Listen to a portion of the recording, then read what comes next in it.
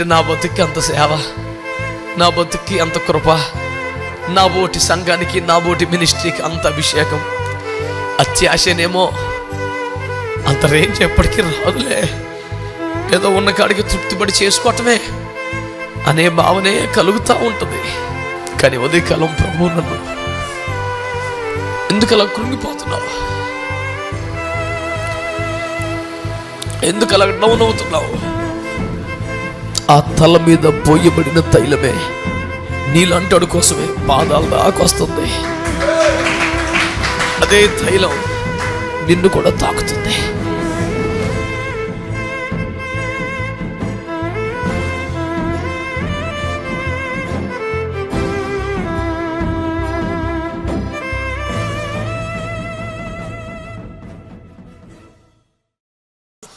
నూట 133వ కీర్తన చదివి పెట్టండి.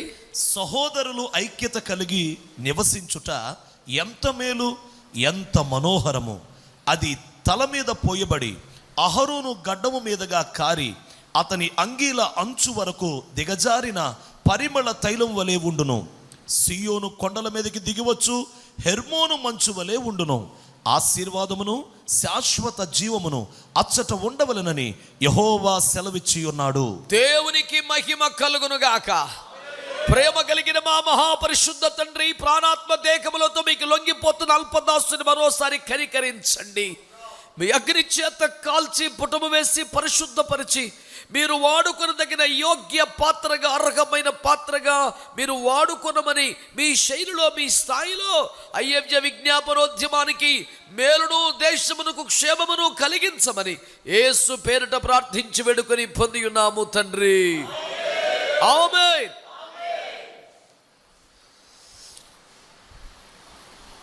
ప్రభునందు నాకు అత్యంత ప్రియమైన దైవజనులారా,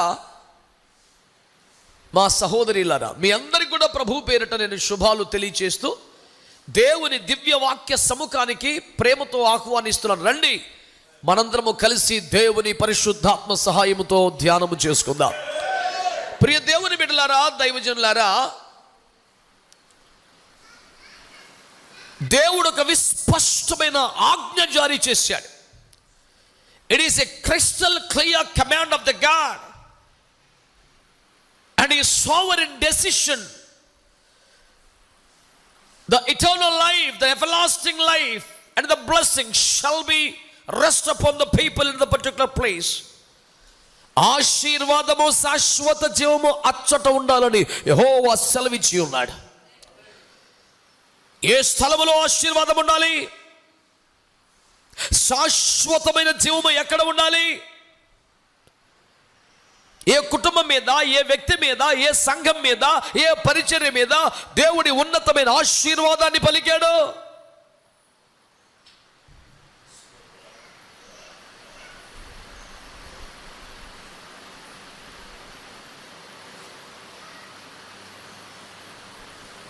ఆశీర్వాదము కొరకు, సమృద్ధి జీవం కొరకు, శాశ్వత జీవం కొరకు నిత్యము ప్రయాసపడుతున్న దైవ సేవకులమైన మనము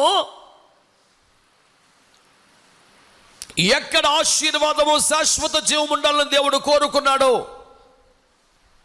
నిర్ణయించేశాడో, ఆజ్ఞాపించేశాడో, అది ఒక్కటి పట్టుకొని ఆ చోటికి వెళ్ళగలిగిన, ఆ చోటుగా మారగలిగిన ఆశీర్వాదము, శాశ్వత జీవము ఖచ్చితంగా, సమృద్ధిగా మనమే పొందుకుంటాంగా. మీ మౌనానికి కారణం ఏమిటో తప్పులేదు, ఆలోచించండి. ఏం తప్పులేదు. ఆశీర్వాదము, శాశ్వత జీవము ఫలాని చోట ఉండాలని దేవుడు నిర్ణయించేశాడు, ఆజ్ఞాపించేశాడు. నేనేమంటున్నానంటే, అలా నిర్ణయించబడ్డ ఆ స్థలం ఏదో తెలుసుకుని అక్కడికి పోతేనో, లేకపోతే మనమే ఆ చోటుగా మారిపోతేనో ఆ ఆశీర్వాదము, శాశ్వత జీవం మన సొంతమవుతుంది కదా అని అంటున్నాను. మీరు కాస్త మీ మనస్సు ఆయా ప్రాంతముల పరిచయను సందర్శించుటకు అనుమతించకండి. ప్రాణాత్మదేహములు సంపూర్ణంగా ఇక్కడే లగ్నము చేయవలసినదని నేను మీకు మనవి చేస్తున్నాను. మనకున్న పరిచర్య భారాలను బట్టి, రకరకాల అవసరాలను బట్టి కొంచెం అటు ఇటు వెళ్తుంటుంది బండి. సెల్ ఫోన్స్ అన్ని స్విచ్ ఆఫ్ చేశారా, సైలెంట్లో పెట్టారా? బిడ్డలారా, మనం ఈ మాటలు కానీ ఆలోచన చేయగలిగితే సహోదరులు ఐక్యత కలిగి నివసించిన చోట ఈ ఆశీర్వాదము, శాశ్వత జీవము వస్తుందట. అయితే ఈ ఐక్యతకి, ఈ సహోదరుల ఐక్యతకి, ఈ ఆశీర్వాదము, శాశ్వత జీవితానికి మధ్య ఒక మహత్తరమైన, అద్వితీయమైన, అనిర్వచనీయమైన, అలౌకికమైన కార్యం ఒకటి దాగి ఉన్నది, సిద్ధపరచబడి ఉంది. దానిని ఈ పూట మనందరము కలిసి ధ్యానం చేద్దాం. సహోదరులు ఐక్యత కలిగి ఉంటే the ultimate result, the outcome of that is ఆశీర్వాదము, శాశ్వత జీవం. దీనికి మధ్యలో ఒక మహత్తరమైన కార్యం ఉన్నది. ఆ మహత్తరమైన కార్యమును మనము కలిసి ధ్యానము చేద్దాం. అదేమనగా ఆ ఐక్యత, అందులో ఉన్న మేలు, ఆ మనోహరం ఏమిటంటే అది అహరోను తల మీద పోయబడి గడ్డము మీదుగా కారి అంగీల అంచుల వరకు దిగజారిన పరిమళ తైలము వలె ఉండను అని మాట్లాడారు. ఈ వచనాలు మనము సండే స్కూల్ వయసు నుండి ఎరిగినవి, కంటతా పట్టినవి. అవసరమైన ప్రతి సందర్భములో ఐక్యతను గురించి మనము ఒప్పుకుంటూ, ప్రకటిస్తూ, ప్రార్థిస్తున్న వచనములు. ప్రియులారా, ఈ పూట నా ధ్యానం, నా భారం, నా ఆశ, దేవుని ఆత్మ నన్ను ప్రోత్సహించి బలపరిచినటువంటి మాట. దేవుని సేవకులారా, నా సహోదరులారా, సహదాసులారా, మీరు ఆలోచిస్తే ఆయన ఏమంటున్నాడంటే, ఒక తైలము, ఒక పరిమళ తైలము ప్రధాన యాజకుని తల మీద పోయబడిందిట. ఆ ప్రధాన యాజకుని తల మీద పోయబడిన ఆ పరిమళ తైలం, ఆ అభిషేక తైలం, ఆ సువాసనిచ్చు ప్రతిష్ఠించు ఆ తైలం ఆగలేదు. ఈరోజు నేను మీకు ప్రకటిస్తున్న మొదటి శుభవార్త ఇది. ఏదైతే ప్రధాన యాజకుని తల మీద పోయబడిందో ఆ పరిమళ తైలం, ఆ అభిషేక తైలం ఆగలేదో, అది పై నుండి కిందికి ప్రవహించుచున్నది. యేసుక్రీస్తు నామములో ఈ సత్యము ఒక సువార్తగా, విశ్వాసమును కలిగించు ఒక అద్భుత వాగ్దానముగా ప్రతి హృదయములో ముద్ర వేయబడును గాక. ఆమేన్. దైవజనులారా, నేను అంటున్నాను, నీ స్థానం ఎక్కడా?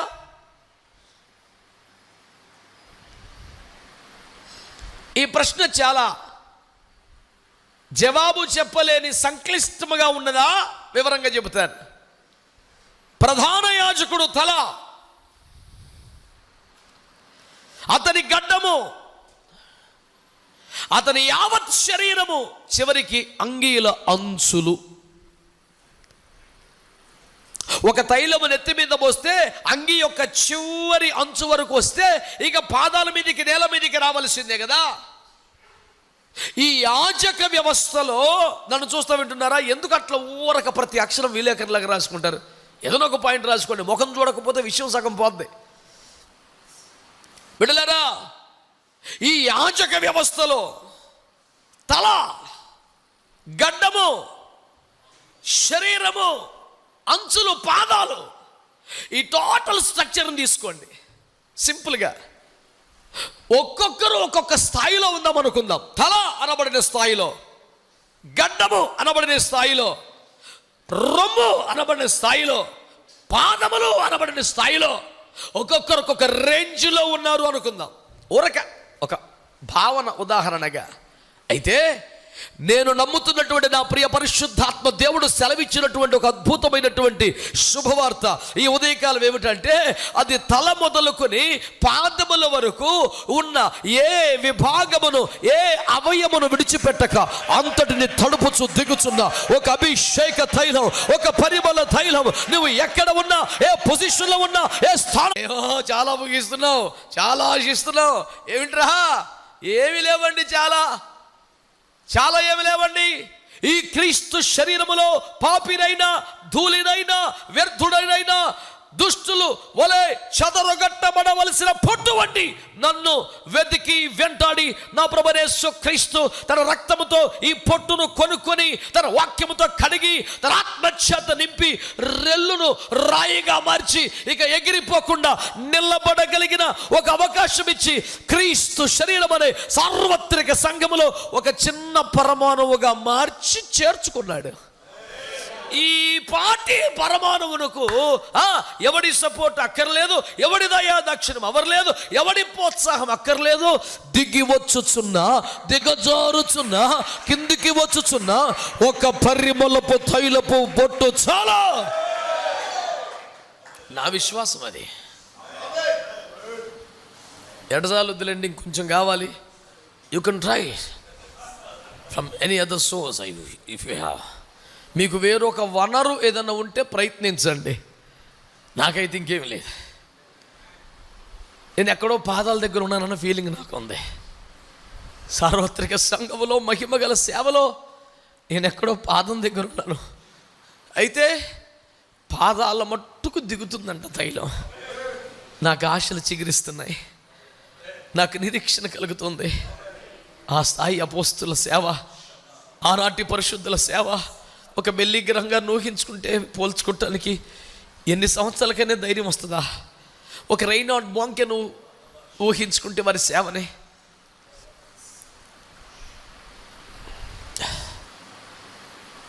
మాటలు రావటం కూడా కష్టం. ఎన్ని కోట్ల మంది రైనాడ్ బాంకే గారి మినిస్ట్రీలో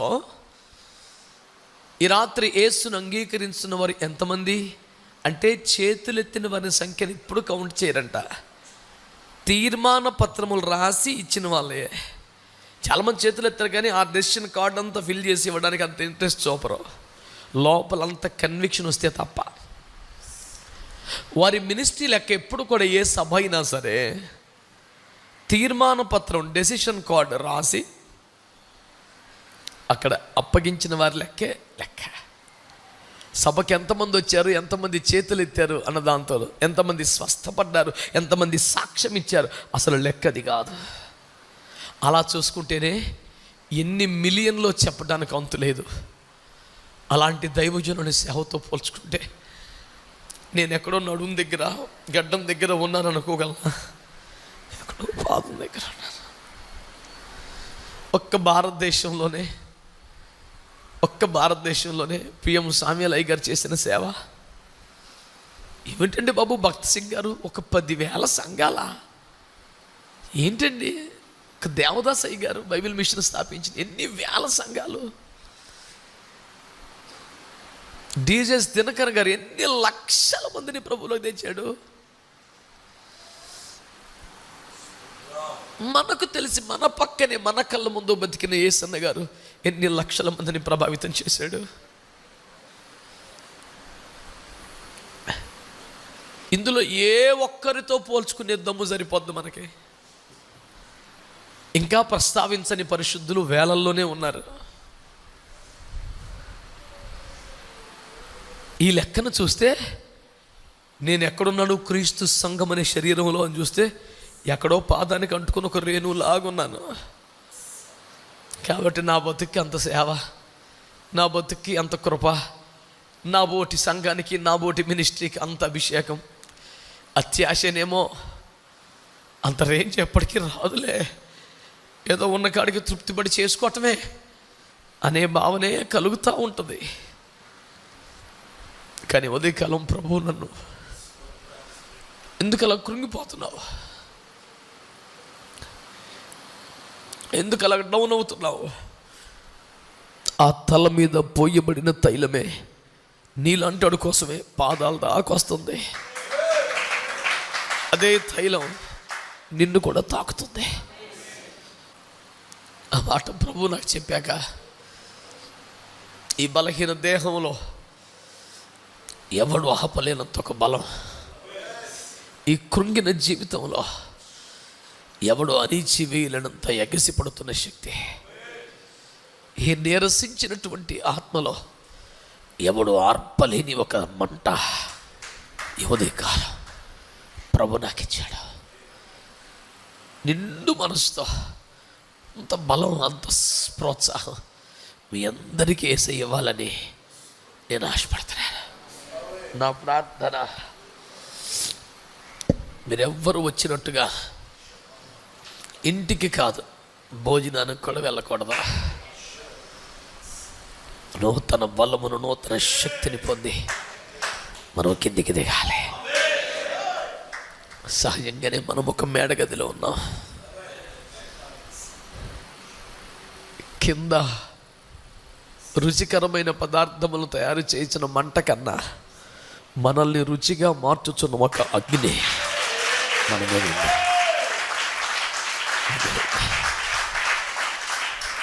నూతన ధైర్యం, నూతన శక్తి, నూతన సంతోషం వచ్చిన ఈ వేళ ఏ కారణంతోనూ రాలేక మిస్ అయిపోయిన వారి కొరకు నా ఆత్మ రోధించుచున్నది. అయ్యో ఈ భాగ్యమును వారున్న చోట లైవ్లో చూసి ఆనందించడమే, పొంది ఆనందించరా అనే బాధ నాకున్నది. సకల ఆటంకముల మధ్య వచ్చారు చూడు, మిమ్మల్ని ఆయన నిరాశపరచడు. ఆయనకి అలాంటి అలవాటు లేదు. ఆయన అసలు అలాంటోడు కాదు. ఆయన అలాంటోడు కాదు.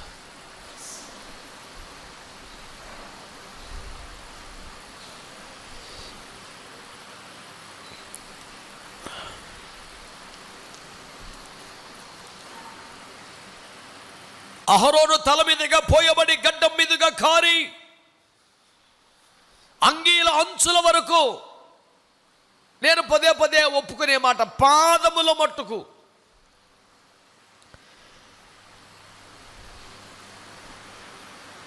దిగివచ్చుచున్న, నాకు ఆ మాట ఇష్టం. దిగజారుచున్న అన్న పదం కంటే దిగివచ్చుచున్న అన్న పదం ఇష్టం.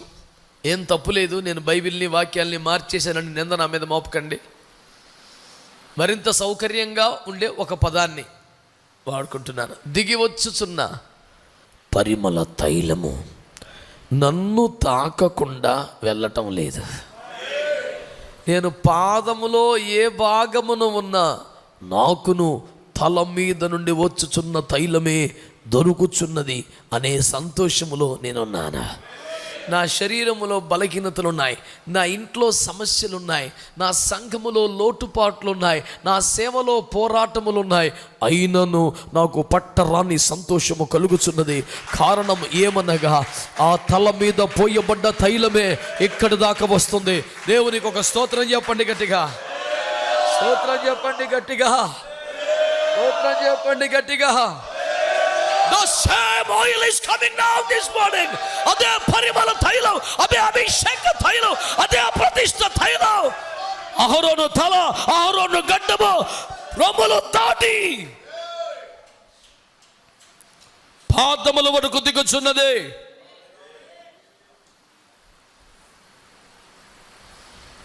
హల్లెలూయా. ఈ అభిషేక తైలం మనము జారనిచ్చుటలేదు, కానీ ఏమి చేయించున్నది? ముద్ర చెరపగలడా? నాకు ఆన్సర్ కావాలి, నాకు ఆన్సర్ కావాలి. యోహాను గారి ముద్ర చెరపగలరా? పౌలయ్య గారి ముద్ర చెరపగలరా?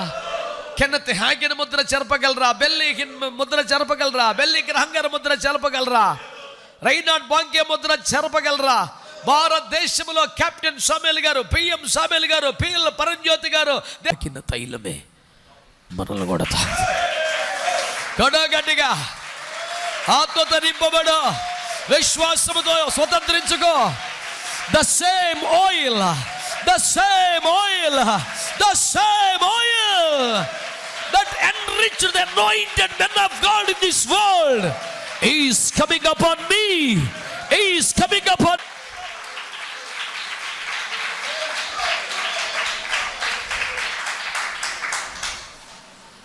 నీ పేరే లేకుండా చేద్దాం అనుకున్నాడు దుష్టుడు. అసలు మనిషే లేకుండా చేద్దాం అనుకున్నాడు. అసలు నీ సేవే లేకుండా చేద్దాం అనుకున్నాడు. అసలు శాల్తీయే తీసేద్దామని ట్రై చేశాడు. హే, నువ్వు కాదా, నీ ముద్రను కూడా ఎవడ చనపలేని ఒక అభిషేకం దేవుడు పంపుతున్నాడు. ఒక ముద్ర, ఇది ఫలాని దైవజనుడి ముద్ర. గుర్తుపడేస్తారు ప్రజలు చూసి, ఈ అడుగులు ఎవరి? ఇది ఆయనే. ఇది అయింది. దైవజనులు అంటే నాకు ఎంత గౌరవం, చాలా గౌరవం. అందుకే నా ప్రసంగాల్లో చాలామంది దైవజనులు తలుచుకుంటూ వారి గురించి మాట్లాడుతూ ఉంటాను. చాలామంది వాటిని చిన్న చిన్న ముక్కలు చేసి జఫన్యయ్య గారు పలానా దారి గురించి చెప్పారు పెట్టుకొని, నాకు ఇబ్బంది ఏమి లేదు. ఒకరో ఇద్దరో అసలు ముచ్చట కాకుండా ఒక చిన్న ముక్కనే కట్ చేసి పెడుతున్నారు. ఆ బొద్దుహీనులు మారు మనసు పొందుదురు కాక.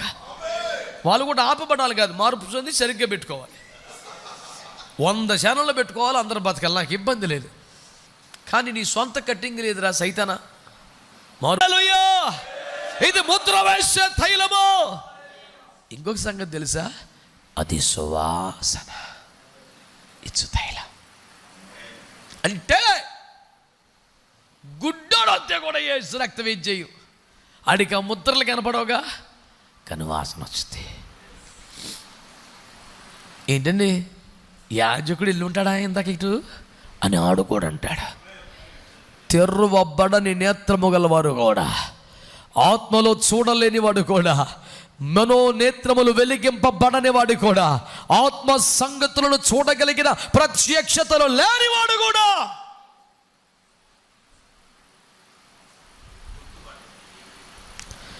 తేటగా గ్రహించగలిగిన ఒక ముద్ర నీ ద్వారా దేవుడు నీ ప్రాంతంలో, నువ్వు నడుచు ప్రాంతంలో అయిపోతున్నాడు. నే నడుచు దేశమంతా నా యేసుకు స్వంతమవ్వాలి కదా. ప్రభు ఏం చేయబోదు తెలుసా, నువ్వు నడుచు ప్రాంతమంతా ముద్రలు వేయబోతున్నాడు. నమ్మితే విశ్వసించితే, ఏకీభవిస్తే, ఒప్పుకుంటే, స్వీకరించగలిగితే ఆమేన్. మరొక మాట కూడా అన్నా, ఇంతకుముందు ముద్ర కొన్ని లోపాలున్న వ్యక్తిగా ఉండింది నీకు. ఇంతకుముందు ముద్ర కోపిష్ఠుడు, పొగరబోతుడు. ఇంతకుముందు ముద్ర డబ్బు కోసం ప్రయాసపడేవాడు. ఇంతకుముందు ముద్ర ఏదో జీవనోపాధి కోసం రోడ్డెక్కిన రకం. ఏ ముద్రలు ఉన్నాయో అవన్నీ అబద్ధమేం కాదులే, నిజమే. ఒప్పుకుంటే, విడిచిపెడితే, ఈ అగ్ని కిందికి రాగలిగితే, ఆయన కృప చూపి నిజంగా మారితే, ఈ రోజుకైనా ఆ దరిద్రాన్ని సమాధి చేయడానికి ఇష్టం ఉంటే, ఆయన నీకు ఒక కొత్త ముద్రని ఇవ్వబోతున్నాడు. హల్లెలూయా. ఒక బలిపీఠం మీద ఒక బలి పశువు ఉన్నది, వధింపబడింది, సగం కాలింది. ఈలోపు అగ్ని ఆరిపోయింది. మరికొంత కట్టెలు వేసి అగ్ని రాజేయగలిగిన వాడు లేకనో మరి దేనికో అగ్ని ఆరిపోయింది. సగం కాలిన ఆ పశువు వెనువంటనే కాకపోయినా కొద్దిసేపటి తర్వాత అయినా, ఒక్క పూట తర్వాతనైనా ఒక దుర్వాసన రావటం ప్రారంభిస్తుంది. సహజం అది. ప్రభు మనతో ఏం మాట్లాడుతున్నాడో అర్థమైంది అనుకుంటున్నాను. సగము కాలినటువంటి స్థితి దుర్వాసననిచ్చుచున్నదే. నీలో శరీరక్రియ, నీలో భావోద్రేకాలు, నీలో ఎవడికి కనిపించని పాపిష్టి ఆశలు పూర్తిగా కాలేదు. నిజం. దాచొద్దు, మెయింటైన్ చేయొద్దు. చిన్నపిల్లడు వైపో, బిడ్డా చిన్న బిడ్డగా మారిపో. రొమ్ము కొట్టుకొని ప్రలాపించి ఒప్పుకొని వదిలే. అప్పుడేం జరుగుతుంది తెలుసా, మీ ప్రాంతంలో, నీ కుటుంబంలోనే భరించలేని దుర్వాసననిచ్చిన నీవు పరిమళ తైలపు సువాసన వెదజల్లుతుంది. కాల్వరీ కవర్ ఇట్ ఆల్ అని ఒక పాట ఉంటుంది ఇంగ్లీష్లో. కాల్వరీ కవర్ ఇట్ ఆల్ అని పాడుతూ ఉంటాడు పిల్లడు. వాడు లోపాలు, పాపాలు, బలహీనతలు చెప్తూ ఇవన్నీ కల్వరీ కవర్ చేసేసింది అంటుంటాడు. నేను దాన్ని ఒప్పుకుంటున్నాను. This oil cover it all. ఈ తైలము దాన్ని కవర్ చేసేస్తుంది. దేవునికి స్తోత్రం చెప్పండి, చెప్పండి గట్టిగా. హల్లెలూయా, హల్లెలూయా. కనుక ఎంతమంది ఈ ఉదయకాలపు దేవుని సన్నిధిలో దేవుని బిడ్డలారా ఒప్పుకొనగలుగుతున్నారో, విడిచిపెట్టగలుగుతున్నారో? సగము కాలిన స్థితి, సగము సమర్పణ, సగము ప్రతిష్ఠిత, సగము వదులుకొని సగము మిగుల్చుకున్నటువంటి దాన్ని నన్ను దేవుడు అనుమతిస్తే, నన్ను మీరు ఒప్పుకుంటే, నన్ను దేవుడు అనుమతిస్తే, మీరు ఒప్పగించుకుంటే, నాకు దేవుడు అవకాశం ఇస్తే, మీరు ఒప్పుకుంటే, ఒక దైవ సేవకుడిగా మీకు పరిచర్య చేయుటకు భాగ్యము పొందిన ఒక దేన సేవకుడిగా ఆ మిగిలిన సగం మాంసం మీద కొన్ని కట్టెలు పెట్టి అగ్ని కొరకు చూడాలని నేను ఆశపడుతున్నాను. తద్వారా మొత్తం కాలిపోతే, బూడిదైపోతే ఇక నువ్వు కనబడినది అగ్నియే. దేవునికి స్తోత్రం. ఆ కాల్చబడి బయట పారవేయబడవలసిన బూద దుర్గంధమునివ్వదని మీకు మనవి చేస్తున్నారా? ఈ రోజుతోనైనా నా వ్యక్తిగత జీవితం మీద, నా కుటుంబ జీవితం మీద, నా సేవా జీవితం మీద, నా సంఘం మీద ఉన్న దుర్వాసన పోవాలి, చెడ్డ ముద్ర పోవాలి అని ఏడవండి నాన్న. ఈ పూటైనా చాలా చెడ్డ ముద్రలు పడ్డాయి. ఇప్పటికీ సమాజంలో ముద్రలు ఉన్నాయి. అప్పుడప్పుడు చూపించి ఎవరెవరో మాట్లాడుతున్నారు. నేను మరిచిపోతున్న దాన్ని కూడా జ్ఞాపకం చేసి అలా అంట కదా, ఇలా అంట కదా అని కొన్ని ముద్రలు ఉన్నాయి. నేను అంటున్నాను, ఈ పూట రావాలి. ఈ పరిమళ తైలము కానీ మన మీదికి రాగలిగితే ప్రియులారా, అది పరిమళ వాసన వెదజల్లుద్ది. దేవునికి స్తోత్రం చెప్పండి, దేవునికి స్తోత్రం చెప్పండి. అది పరిమళ తైలమును వెదజల్లుద్ది. ఈ తైలం ఏం చేస్తుంది? జారిపోనివ్వదు, కానీ సాగిపోనిస్తుంది. 2, ఈ తైలం ఏం చేస్తుంది? సువాసనలు వెదజల్లుతుంది. 3వది, మళ్ళీ ముందు చెప్పిన మాటనే రిపీట్ చేస్తున్నాను, నువ్వు వెళ్ళిపోయిన తర్వాత కూడా నీ ముద్రలు కనిపించుట ద్వారా రుజువు చేస్తుంది. అనండి, ఏం రుజువు చేస్తుంది? నీవు అభిషిక్తుడవని. ఆ తైలము నీ మీద నుండి ప్రవహించి వెళ్ళినందున అడెవడో పాపిష్ఠుడు వెళ్ళాడంటారా? అడెవడో బలహీనుడు వెళ్ళాడంటారా? ఎవరో అభిషిక్తుడు ఇలా వెళ్ళాడండి. These are the footsteps of the anointed. ఎవరో ఒక అభిషక్తుడి వైపుగా వెళ్ళాడు, ఇవి అభిషక్తుని పాదముద్రలు అని గుర్తుపడతారా? అంటే నువ్వు రుజువు చేయబడతా. ఈ పూట ఈ 3 మాటలు రిపీట్ చేస్తున్నాను. ఆ అభిషేక తైలము నీ మీదికి వస్తే, ఆ అభిషేక తైలము నీ మీదికి వస్తే ఏం జరుగుతుంది తెలుసా? నువ్విక జారిపోయేవాడవు కాదు, సాగిపోతావు. 2వది, దుర్గంధపూరితమైన గత చరిత్ర సాక్ష్యం మరుగయ్యి పరిమళ వాసనగా ఉంటావు.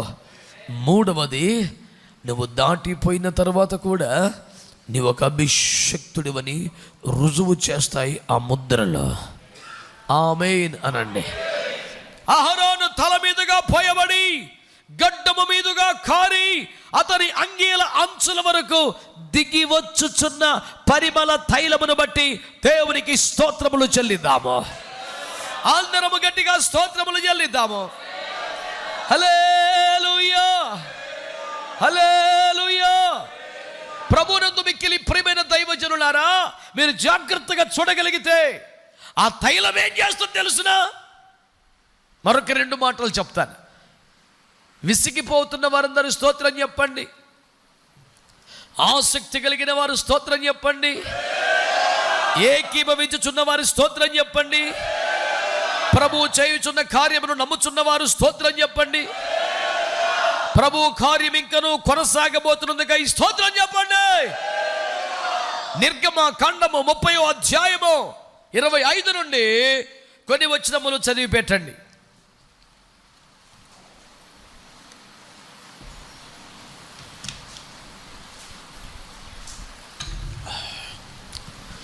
నిర్గమకాండము 30వ అధ్యాయం. వాటిని ప్రతిష్టాభిషేక తైలము. ఏ తైలం అంట?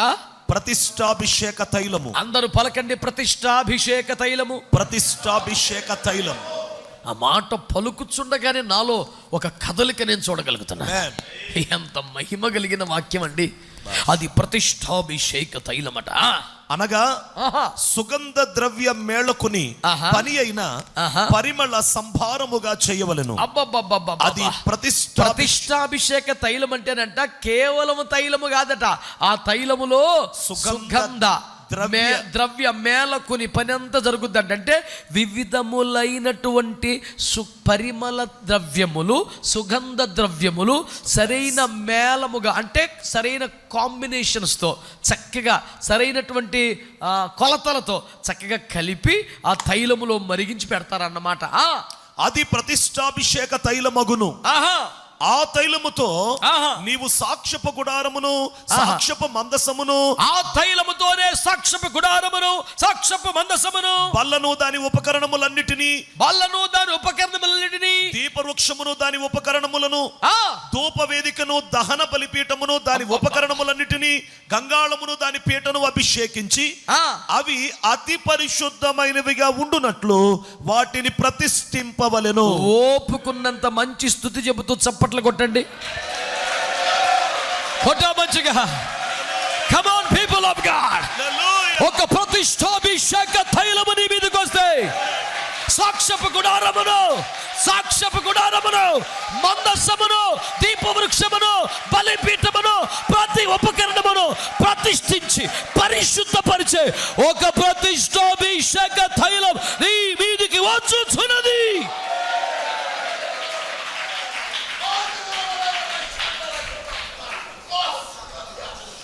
ఆమేన్. హల్లెలూయా. నా వైపు చూడండి. ఆ ప్రతిష్టాభిషేక తైలము చూడాడు. సాక్ష్యపు గుడారమును అనండి.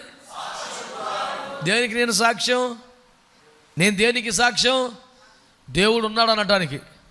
ఎందుకని? నశించిపోతున్న నన్ను బ్రతికించాడు కాబట్టి. నేను దేనికి సాక్ష్యం? పాపులు కూడా మారతారనడానికి. నేను దేనికి సాక్ష్యం? రెల్లు కూడా రాయి అవుద్దనడానికి. నేను దేనికి సాక్ష్యం? మారా కూడా మొదలవుద్దనడానికి. నేను దేనికి సాక్ష్యం? పచ్చి గాడిద దవడ యమ కూడా యుద్ధము చేద్దనడానికి. నేను దేనికి సాక్ష్యం? రంగు రుచి లేని, వాసన లేని నీరు కమ్మని ద్రాక్షరసం అయిపోద్దనడానికి. నేను ఒక సాక్ష్యపు గుడారం, దేవుడు లోపల ఉన్నాడనడానికి, మహిమ బయట ఉందనడానికి నేను ఒక సాక్ష్యపు గుడారం. ఈ తైలముట సాక్ష్యపు గుడారమును అంటే దేహమంతటిని. మీరు నమ్మట్లేదు అలాగని? హలో, మీరు నమ్మట్లేదు అలాగని?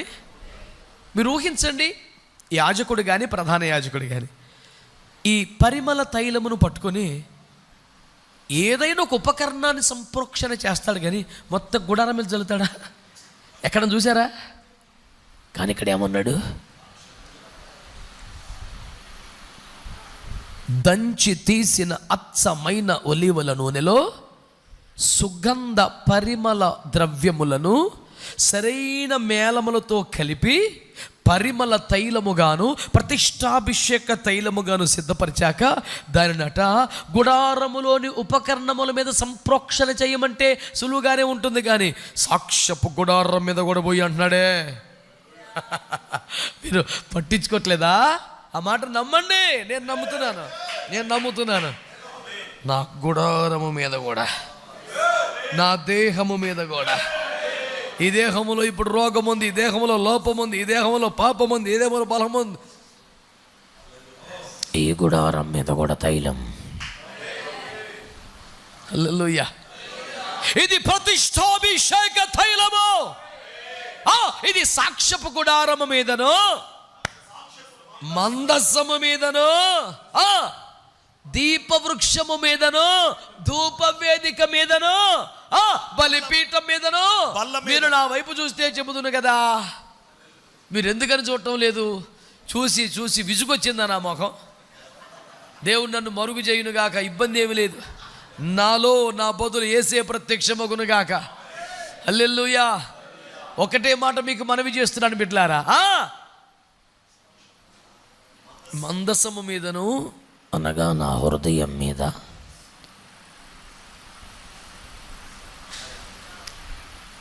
ధూపవేదిక మీద, నా ప్రార్థనా జీవితం మీద, బలిపీఠం మీద నా సమర్పణ జీవితం మీద, బల్ల మీద నా సహవాసం మీద, ఏమండోయ్ దీపవృక్షం మీద నేను కలిగిన పొందిన అభిషేకం మీద మళ్ళీ తైలం ప్రోక్షిస్తాడంట. హల్లెలూయా, హల్లెలూయా. అలా ప్రోక్షించడం వలన ఏం జరుగుద్దట? అది అతి పరిశుద్ధ మగును. కొట్టు గట్టిగా ఒకసారి. దైవజనుడా, సహోదరుడా, బిడ్డా, నీవు అతి పరిశుద్ధమైపోబోతున్నా. నువ్వు సంపూర్ణ పరిశుద్ధులకు రాబోతున్నా. నువ్వు పరిపూర్ణ పరిశుద్ధులకు రాబోతున్నా. నీ గుడారము, నీ అంతరంగము, నీ తలాంతులు, నీ ప్రార్థన, నీ సమర్పణ, నీ అభిషేకం, నీ సహవాసం పరిమళ తైల సంప్రోక్షణ కిందికి రాబోతున్నదే.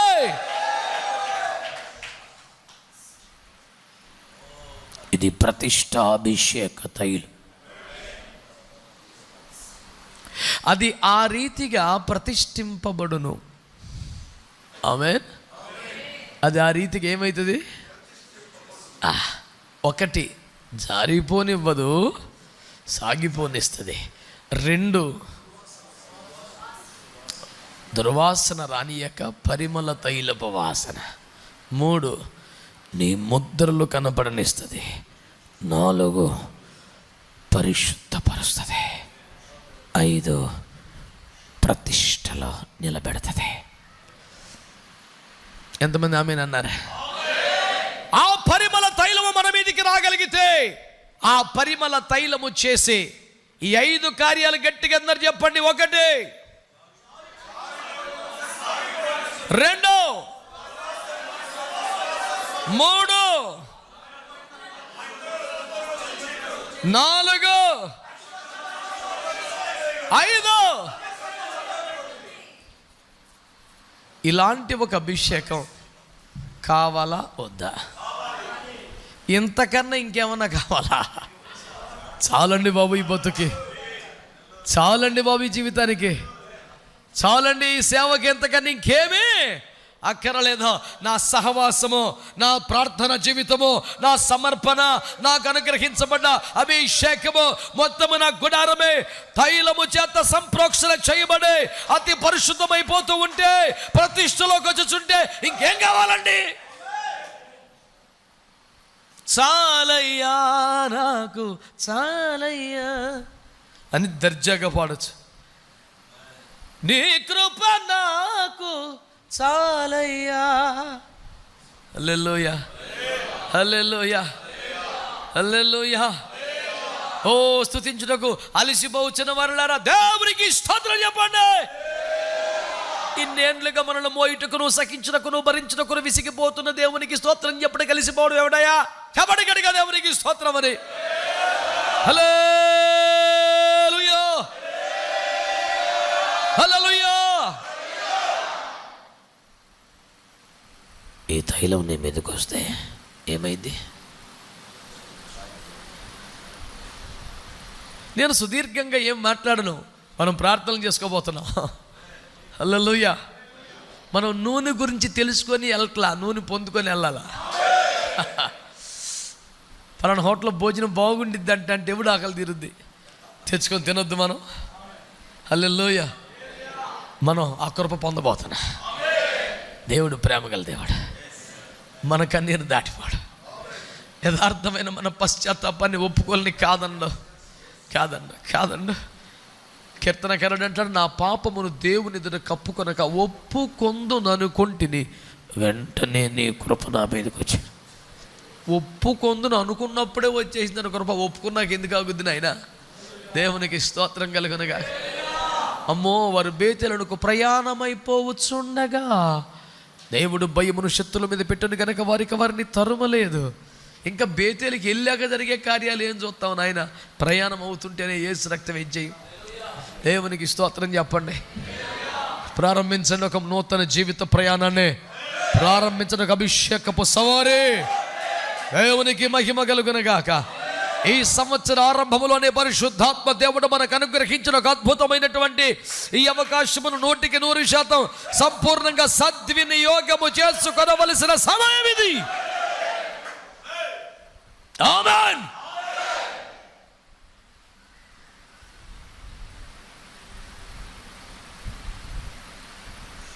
ఈ అభిషేకం ఏం చేస్తుంది? యెషయా గ్రంథం 10వ అధ్యాయం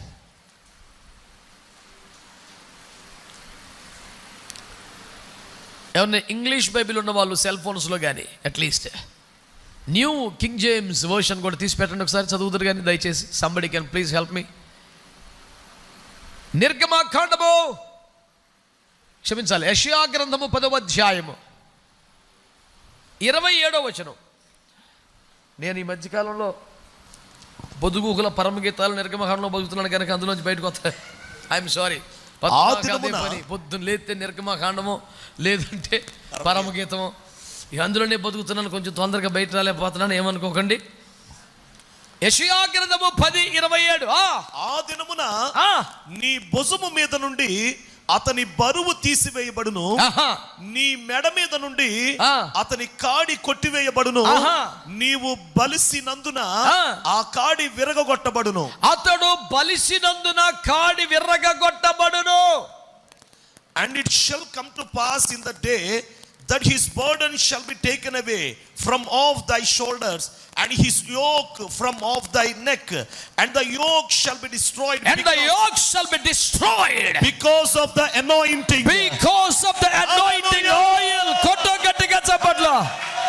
గట్టిగా యేసు నామములో, యేసు నామములో, యేసు నామములో ప్రతి కోడి విరుగునుగాక, ప్రతి కోడి విరుగునుగాక.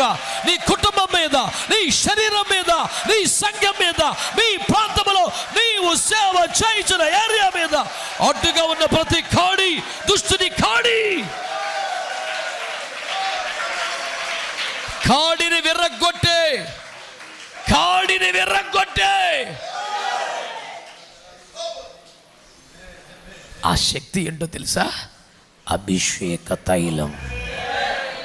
And the yoke shall be destroyed because of the anointing oil.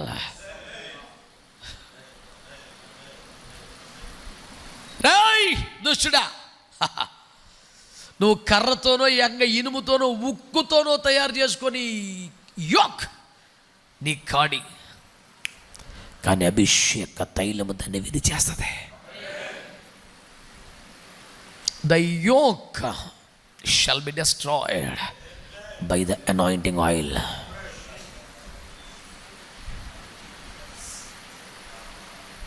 నమ్ముతున్నారా? మన ధైర్యం ఏంటి? మన బలం ఏంటి?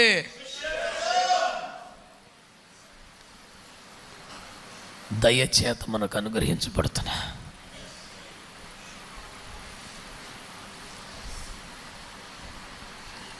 దయ, ఆయన కృప. నీ వైపు నుండి ఒప్పుకొనవలసిన దాన్ని, విడిచిపెట్టవలసిన దాన్ని యథార్థంగా ఇప్పుడే ఇక్కడే చేయగలిగితే మరి ఏ విధమైన ఆలస్యము లేకుండా పరిశుద్ధాత్మ దేవుడి కార్యములు చేయడానికి సిద్ధంగా ఉన్నాడు. దేవునికి మహిమ కలుగునుగా. అందరూ చెప్పండి గట్టిగా హల్లెలూయా. దేవుని సంగమా, దేవుని ప్రజలారా, వాక్యమును జాగ్రత్తగా మీరు ఆలకించగలిగితే అతడు బలిసినందున,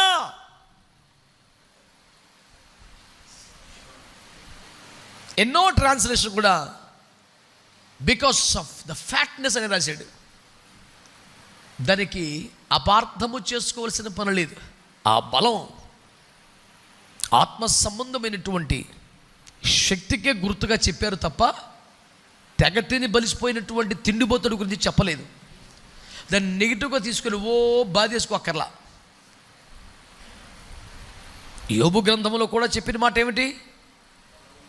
ఒకని కడవలో పాలి నిండి ఉండగను, ఒకని కడవలో పాలు నిండి ఉండగను, వాని ఎముకలలో మూలుగా బలిసిద్ది అని రాశాడు. బలుపు అన్న పదం కనపడంగానే నెగిటివ్గా ఫీల్ అయిపోయి బుర్రబా తీసుకునే భక్తులు ఉంటారని నేను ఆ వచనం కూడా చెబుతున్నాను. దేవునికి స్తోత్రం చెప్పండి. చెప్పట్లేదు మీరు మంచిగా. మాకు అందరికీ వచ్చిన తలకాయ నొప్పి కొత్త బైబిల్లే. స్తోత్రం చెప్పండి. హల్లెలూయా, హల్లెలూయా చెప్పండి. హల్లెలూయా.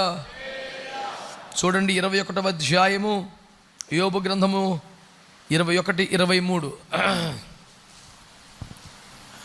ఒకడు తన కడవలలో పాలు నిండి ఉండగను, ఒకని కడవలో పాలు నిండి ఉండగను, తన ఎముకలలో మూలుగా బలిసి ఉండగను. ఎముకలలో మూలుగా బలిసాలి. మా విజయబాబుకు రాజమండ్రిలో ఎముకలో మూలుగా బలవక బండి మించి అట్ట పడిపోయాడు. ఎవడు గొద్దలా ఎవడు వచ్చి లాగి పెడతానలా అట్ట పడిపోతే చాలా మేజర్ ఫ్రాక్చర్ అయిపోయింది. కాలు దారుణంగా విరిగిపోయింది. ఒక మేజర్ సర్జరీ చేసి ఇప్పుడు బెడ్ మీద చాలా అవస్థ పడుతున్నాడు. ఆ కాలుని చూస్తే ఇంత బలహీనంగా ఉందేమిటి అనిపిస్తుంది.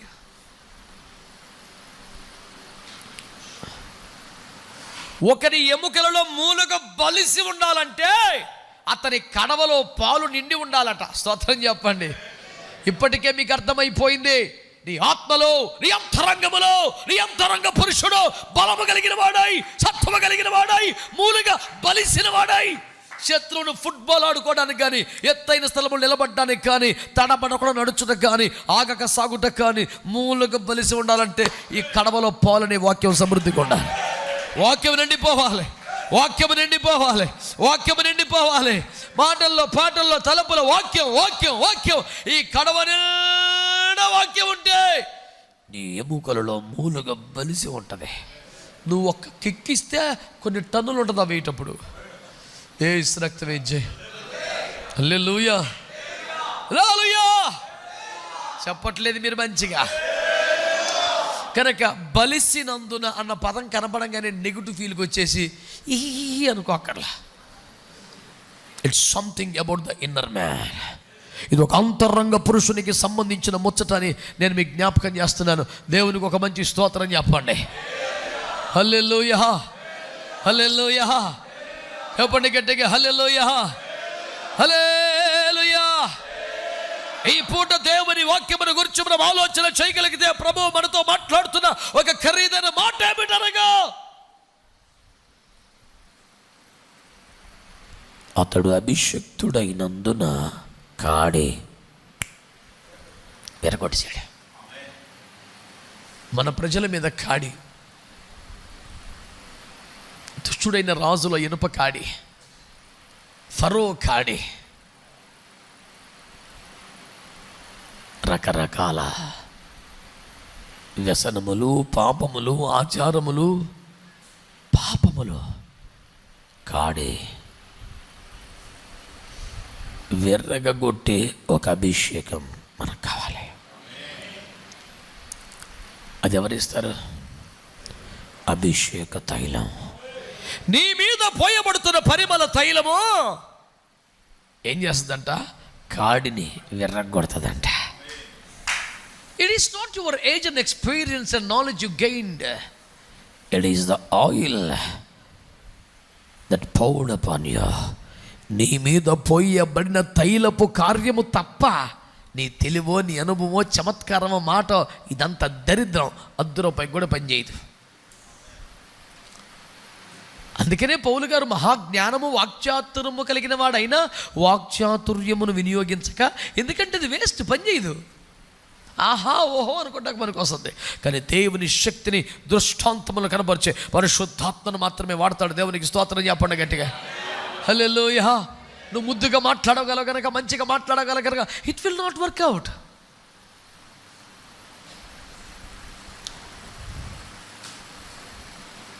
ఆమె మీరందరూ మంచిగా చెప్పట్లేదు. అతడు అభిషక్తుడైనందున కాడిని, అతడు అభిషేక తైలము చేత కాడిని, the yoke shall be destroyed by the anointing oil. Old King James వర్షన్లో అనాయింటింగ్ అని ఉంది. న్యూ కింగ్ జేమ్స్ వర్షన్లో అనాయింటింగ్ ఆయిల్ అని ఉంది. ఎంత మంచి మాట. ఈ గుడారము మీదికి, ఇందులో సకలోపకరణముల మీదికి ఆ ప్రతిష్టాభిషేక తైలము గాని రాగలిగితే కాడి విర్రగొట్టగలను అభిషేకం మనకు వస్తుంది. అప్పుడు మనం ఏ ఊర్లో అడుగు పెడతామో, ఎవరి గృహములు అడుగు పెడతామో, ఏ ప్రాంతంలో అడుగు పెడతామో, ప్రజలను దేవుని స్తుతించి ఆరాధించకుండా అణిచివేయుచున్నటువంటి ఆ కాడిని విర్రగొట్టగలిగిన అభిషేకం మన మీద ఉంటుంది కనుక ప్రజలు విడిపించబడ్డ వారై దేవుని సముఖములో నాట్యమడి ఆరాధించు కృప పొందుతారు. దేవునికి స్తోత్రం కలుగునుగాక. ప్రజలు తల ఎత్తకుండా, దేవుని వైపు చూడకుండా, ఆకాశం వైపు కనులెత్తకుండా వారిని వంచి నేలలోనికి తొంగి చూసేలా చేస్తున్నటువంటి వారి మెడ మీద ఉన్న కాడి విర్రగొట్టగలిగిన ఒక అభిషేకం. ఎవరి ద్వారా? అభిషేక తైలము ద్వారా. దేవునికి స్తోత్రం. ఇంకా చెప్పండి హల్లెలూయా, హల్లెలూయా. మరొక మాట కూడా మీకు చెప్పాలనుకుంటున్నాను, చెప్పమంటారా? హల్లెలూయా. యెషయా గ్రంథము 61వ అధ్యాయము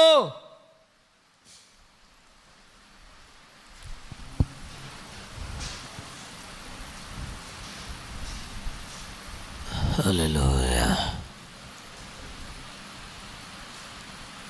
చాలా విశ్వాసముతో, పరిపూర్ణమైన నమ్మకముతో, మండుతున్నటువంటి అభిషేకము కలిగిన వారై ప్రతి మాటను మీరు తీసుకోవాలి. హల్లెలూయా, హల్లెలూయా.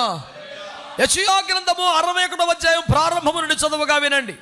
ప్రభువగు యెహోవా ఆత్మ నా మీదికి వచ్చి ఉన్నది. ప్రభువగు యెహోవా ఆత్మ నా మీదికి వచ్చెను. దీనులకు సువర్తమానం ప్రకటించుటకు యెహోవా నన్ను అభిషేకించెను. ఈ మాట వినండి, అభిషేకించెను అనండి. అభిషేకించెను. అందరూ కూడా నేను అభిషేకించబడ్డాను. నేను అభిషేకించబడ్డాను. I am anointed by the Lord. I am anointed by the Lord. Amen. నువ్వు అభిషేకించబడితే, do you know the reason and the purpose of the anointing on you?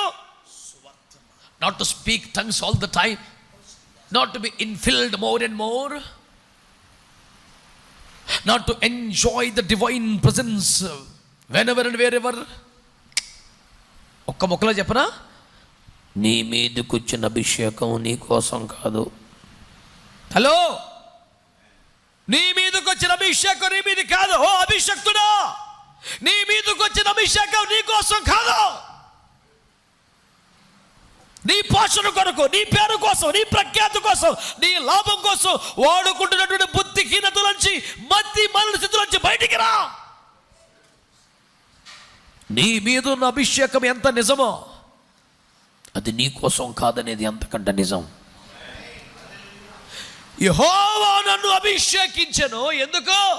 దీనులకు సువర్తమానము ప్రకటించుటకు. డబ్బున్నోలో కొంపల చుట్టూ తిరగతా కాదు, దరిద్రమని. Hey, the anointing of the Lord is upon me, not to find the richest people to gain something from their pockets, but to reach out the poor people with the gospel. దేవునికి మహిమ కలుగునుగాక.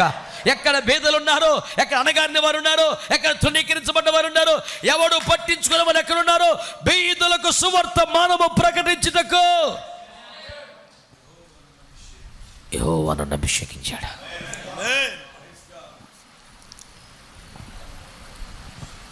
నా మీదున్న అభిషేకం నా కోసం కాదు, బీదల కోసం అనండి. నా మీదున్న అభిషేకం నా కొరకు కాదు, బీదల కొరకు. ఒక మాట అడగనా, గుండె మీద చేయి పెట్టుకొని సాక్ష్యం చెప్పు.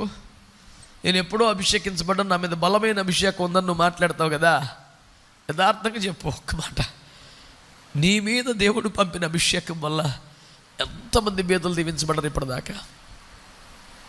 సిగ్గుపడాలి, రిజల్ట్స్తో సిగ్గుపడాలి.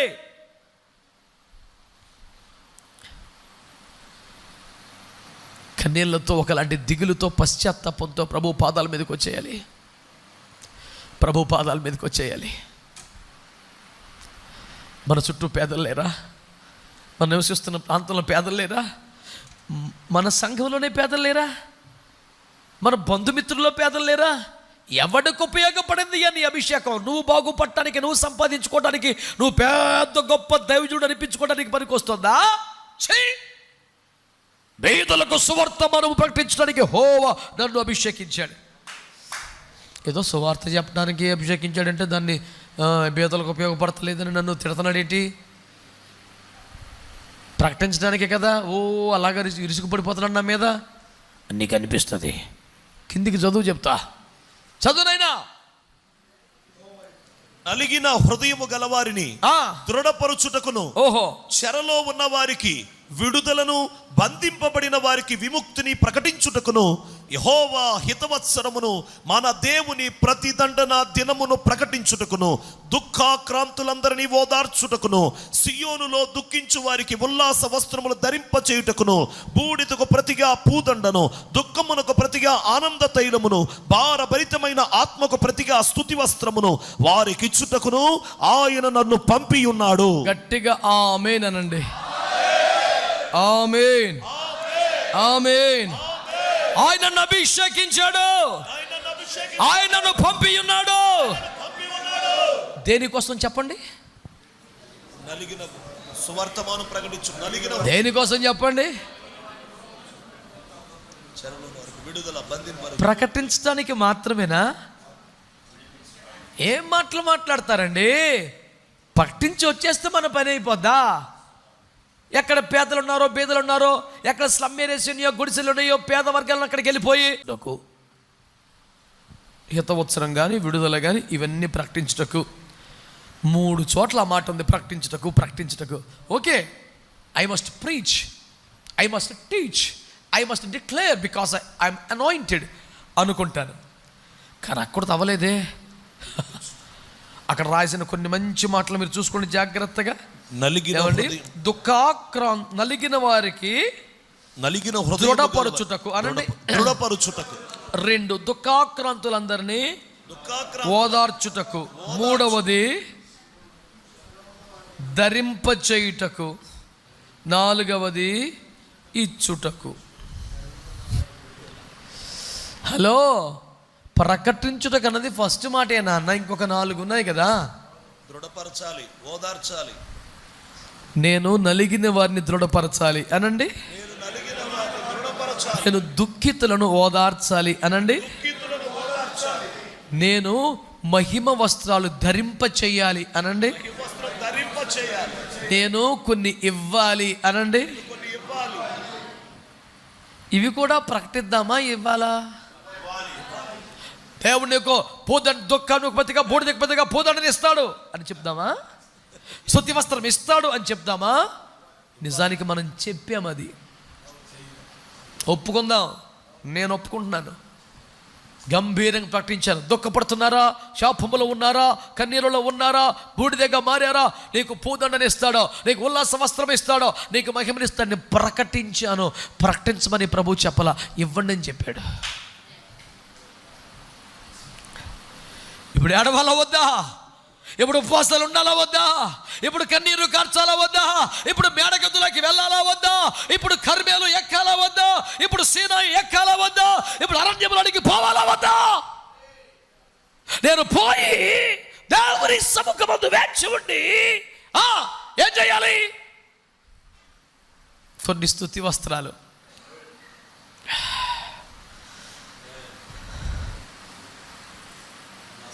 కొన్ని ఉల్లాస వస్త్రాలు,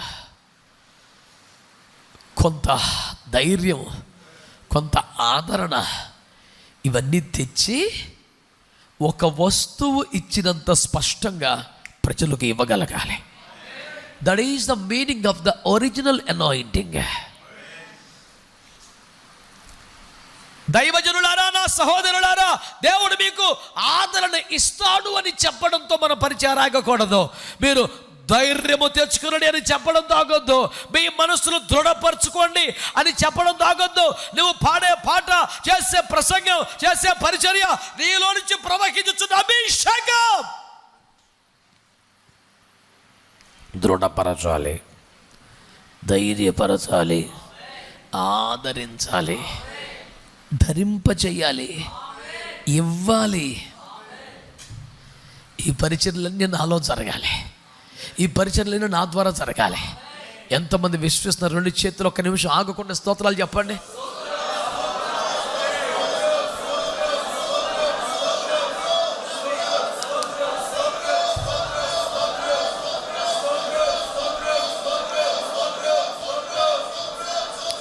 ఆసక్తిగా విశ్వాసంగా, ఆసక్తిగా విశ్వాసంగా, ఆసక్తిగా విశ్వాసంగా. ఓ come on, come on, come on, come on, come on, come on, people of God.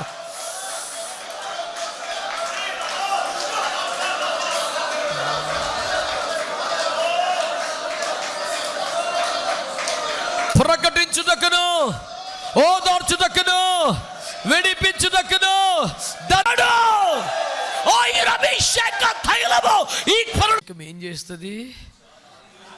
సారిపోనివ్వదా? రెండు, ఆమేన్. మూడు, మీరందరూ ఎందుకు మాట్లాడలేదమ్మా? మీరు ఏమైనా స్పెషలా? నోరు తెరిచి మంచిగా మాట్లాడండి. మౌనంగా కూర్చోవడానికి ఎవరు ఇక్కడ ఉండొద్దు. స్వరం ఎత్తి జవాబు చెప్పండి. మూడు, నిన్ను రుజువు చేస్తుంది. నాలుగు, పరిశుద్ధపరుస్తుంది. ఐదు, ప్రతిష్టలు నిలుపుతుంది. ఆరు, కాడిని విర్రగొడుతుంది. ఆమేన్. ఏడు,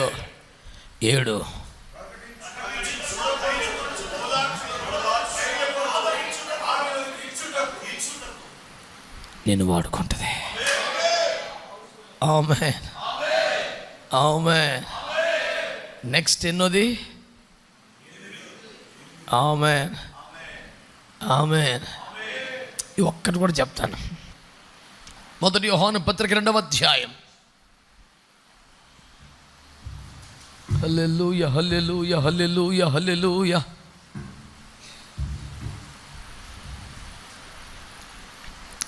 27వ వచనం. అయితే ఆయన వలన మీరు పొందిన అభిషేకము మీలో నిలుచుచున్నది గనుక ఎవడునూ మీకు బోధింపనక్కరలేదు. ఆయన ఇచ్చిన అభిషేకము సత్యమే కానీ అబద్ధము కాదు. ఆమేన్. అందరూ నా వైపు చూడండి. ఆయన అభిషేకము గాని మీలో నిలబడగలిగితే అది మీకు సమస్తమును బోధిస్తుంది. ఎవడును మీకు బోధించనక్కర్లేదా? అంటే అర్థం ఏంటి? మనకు ఒక ఉపదేశకులు అక్కర్లేదు, మనకు ఒక తండ్రులు అక్కర్లేదు, మనకు ఒక నాయకులు అక్కర్లేదు. చెలరేగిపోదాం, తాడు దింపేసుకున్న ఆంబోతులకు రోడ్డు మీద పడిపోదామనే కాదు కదా. దాని అర్థం ఏమిటి? మీరు ఒక పరిచయకి నా ముఖం చూస్తే అని అర్థమైంది. ఒడిలో తలకాయలు దాచుకొని వింటారు. మీరు ఒక పట్టణానికో, పల్లెకో, గ్రామానికో, వీధికో, గుడిసెల చోటుకో సువార్తకు వెళ్ళినప్పుడు నా మాట వినండి. అక్కడ ప్రకటించాలా, అక్కడ విడుదల చేయాలా, అక్కడ ఓదార్చాలా, అక్కడ దృఢపరచాలా, అక్కడ ఇవ్వాలా, అభిషేకం మీకు బోధిస్తుంది. నువ్వు సేవకు పంపబడ్డావు. ఎప్పటికీ నాయకులు తండ్రితోనే ఉండిపోలేవు కదా. ఇప్పుడు ఏం చేయమని చెప్పడానికి? అమ్మో మా నాయకుడు ఉంటే బాగుండేది, మా ఆత్మీయ తండ్రి ఉంటే బాగుండేది, ఇప్పుడు ఏం చేయాలి నాకు అర్థం కావట్లేదు అనే లోటు నీకు రాకుండా ఆ ప్రాంతంలో నువ్వేం చేయాలో అభిషేకం నీకు బోధిస్తుంది. ఈ అభిషేకము సత్యమే కానీ అబద్ధం కాదు. దేవునికి స్తోత్రం చెప్పండి గట్టిగా. నువ్వు ఒక ప్రాంతానికి వెళ్ళావు, అక్కడ ఏం చేయాలి? ఉదాహరణకు నేను ఎప్పుడు చెప్పే ఒక సీక్రెట్ మళ్ళీ చెప్తాను మీకు, చూడాలి నన్ను. ఏంటంటే, ఎండిన ఎముకల లోయలో యెహెజ్కేలును దేవుడు తీసుకెళ్ళినప్పుడు నా కుమారుడా, నరపుత్రుడా, ఈ ఎముకలు మళ్ళీ బ్రతుకుతాయా? ఏమో ప్రభువా నీకే తెలియాలి బాబోయ్, నాకేం అర్థం కావట్లేదు. ఇలాంటి ఒక ప్రశ్నను నేను ఆన్సర్ చేయాల్సి వస్తుందని కూడా ఊహ కూడా రాలేదు నాయన. నేనేం సిద్ధపడగలుగుతాను, ఎన్నడూ కనలేదు వినలేదు అంటే సింపుల్ అన్నా. సింపులా? ఎట్టా? ప్రవచించుము అనండి. అది ఎందుకు రాశాడు తెలుసా? నా ముఖం చూడాలి మీరు. ఎందుకు రాశాడు తెలుసా? అయ్యారులో ఇటు. అది ఎందుకు రాశాడో తెలుసా? ఎండిన సంఘాలలోనికి, అస్సలు ఆత్మ లేని ప్రాంతాల్లోనికి, అస్సలు స్తుతి లేని, పరిశుద్ధాత్మ లేని, డ్రైగా ఎముకల్లాగా, స్కెల్టన్స్ లాగా మారిపోయిన సంఘాల్లోనికి దేవుడు మనల్ని తీసుకెళ్తాడు. అక్కడ కూడా మన సంఘములో ఆరాధన చేసినట్టే చెయ్యాలి. చేస్తాం కానీ ఎప్పుడు స్పందించడం, మనం చెలరేగిపోవటమే. ఓ అరిసి ఏడిసి గోళ్ళు పెట్టి, మన చర్చలు అయితే సూత్రం అనగానే ఓ గొల్లు మొదలైపోద్ది. ఎందుకంటే ఇవి ఆల్రెడీ మండుతున్న సంఘాలు కనుక మన సంఘాల్లో ఆరాధన నడిపించడం, మన సంఘాల్లో అభిషేక కూటం పెట్టడం చాలా సులువు. ఇవాళ అభిషేకం దిగొచ్చేసిందని పేలిపోకలు మామూలే. కానీ ఈ ఎండిన లోయలో అక్కడ తీసుకెళ్తే దేవుడు అక్కడ జీవం రావాలి. ఆత్మను నమ్మని చోట, నోరు తెరవని చోట, కనీసం స్తుతి చెప్పని చోట, అస్సలు ఏకీపించని చోట, ప్రశ్నలతో ఎగతాళితో వెటకారంగా నీ వైపు చూస్తున్న చోట నువ్వు వాడబడాలంటే నీ ఉపదేశం, నీ ప్రత్యక్షతలు, నీ వరాలు ఏమీ పనిచేయవు. ఒక్క ప్రవచన వరము మాత్రమే పనిచేస్తుంది. అది నేర్పటానికి రాశాడు.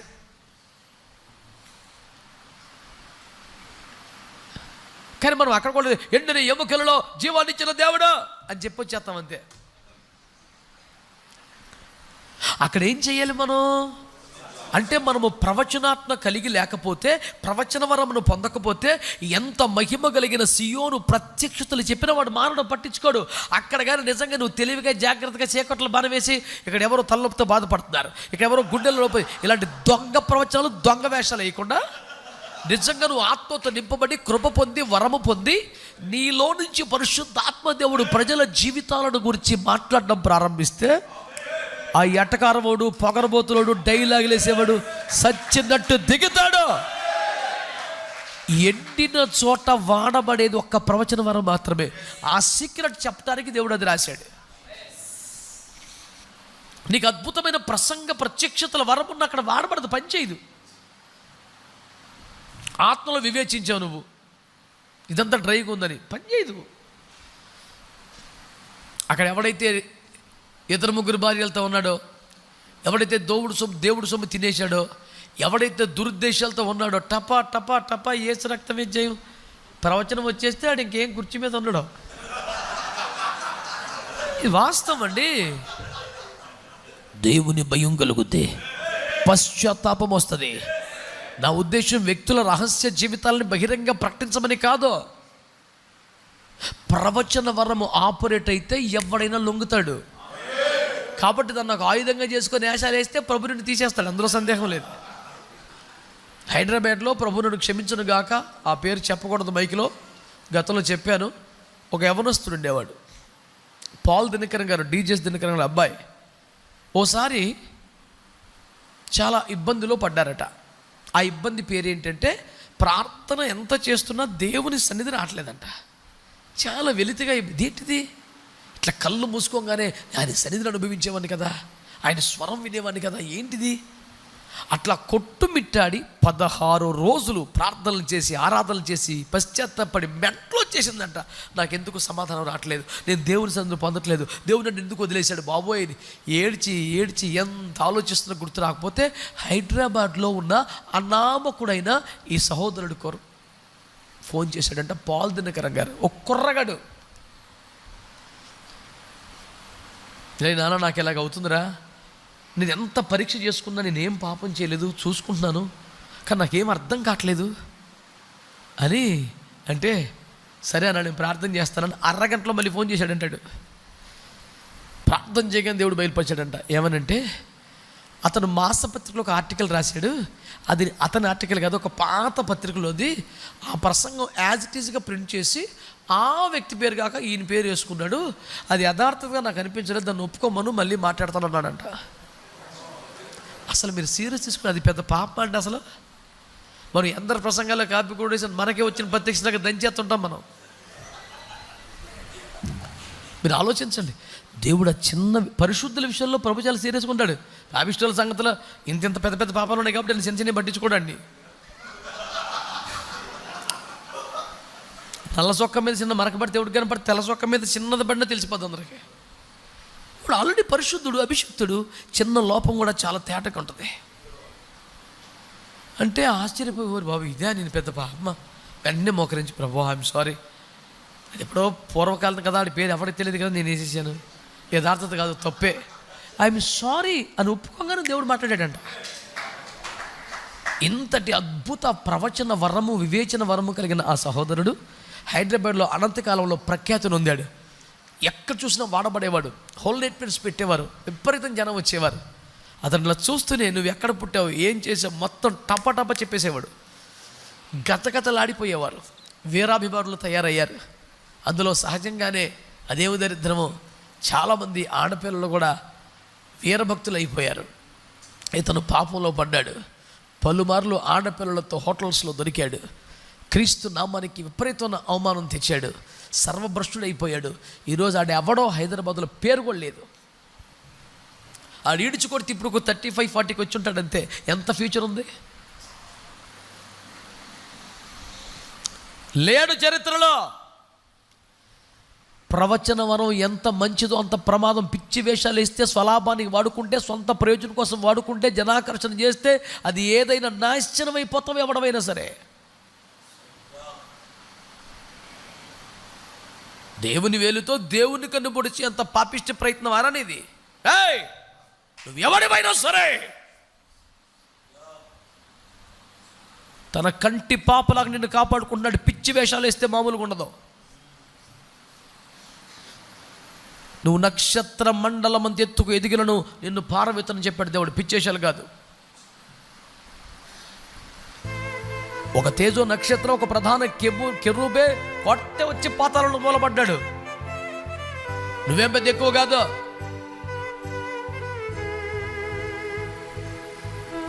ఒక ఉదాహరణ చెప్పాను. ఏమిటది? ఆ చోట ఏ వరాన్ని వాడాలి అనే దానికి ఒక ఉదాహరణ. ఇలాగా ఏ వీధిలో, ఏ ఊర్లో, ఏ ప్రాంతంలో ధరింప చేయాలా, ఇవ్వాలా, ఓదార్చాలా, దృఢపరచాలా, అభిషేకమే నీకు బోధిస్తుంది. అది అభిషేకం విలువ. ఆమేన్. ఈ ప్రతిష్టాభిషేక తైలము ఎంతమంది కావాలి? ఎంతమంది కావాలి?